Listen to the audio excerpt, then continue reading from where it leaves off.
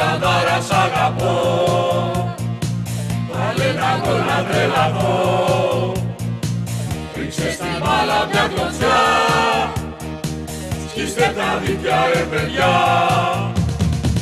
Η Ελλάδα στο Euro θα το πάρει και να το πάρετε χαμπάρι.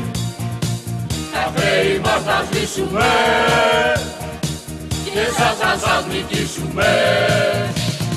Βάλε γκολ να τρελαθώ, Ελλάδα σ' αγαπώ. Βάλε γκολ να τρελαθώ, Ελλάδα σ' αγαπώ.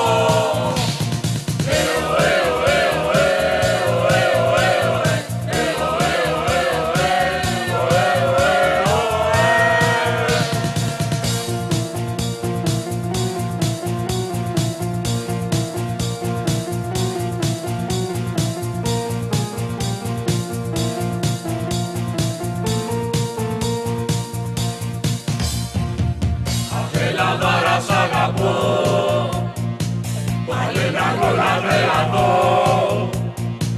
Ρίξε στη μπάλα μια κλωτσιά, σκίστε τα δίκτυα ρε παιδιά. Η Ελλάδα στο Euro θα το πάρει και να το πάρετε χαμπάρι. Τα χρέη μας θα σβήσουμε και σας νικήσουμε. Βάλε γκολ να τρελαθώ, Ελλάδα σ' αγαπώ. Βάλε γκολ να τρελαθώ, Ελλάδα σ' αγαπώ.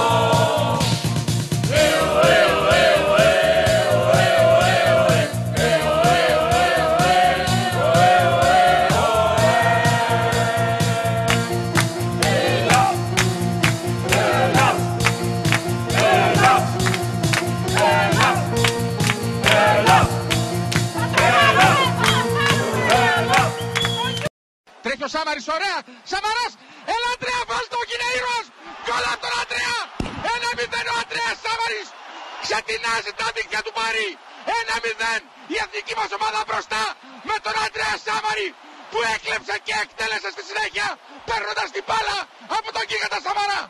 Αυτός είναι ο Αντρέας Σάμαρης, 1-0 η Ελλάδα τους Βορειανούς.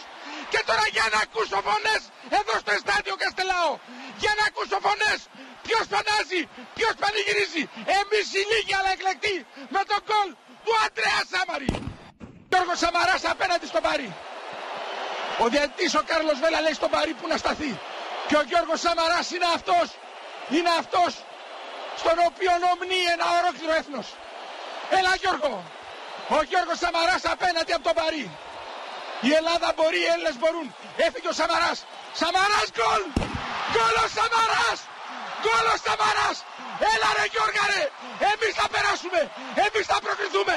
Εμείς θα πάμε στο Ρεσίφε! Εμείς οι Έλληνες μπορούμε! Χάρη στο πέναλτι γκολ του Γιώργου Σαμαρά που μας στέλνει στα ουράνια! Εμείς σκοράρουμε! Εμείς βάλαμε το δεύτερο γκολ! Με τον Γιώργο Σαμαρά που το κέρδισε και το εκτέλεσε στην αριστερή γωνία του Παρί, γράφοντας το Ελλάδα ακτή ελεφαντοστού 2-1.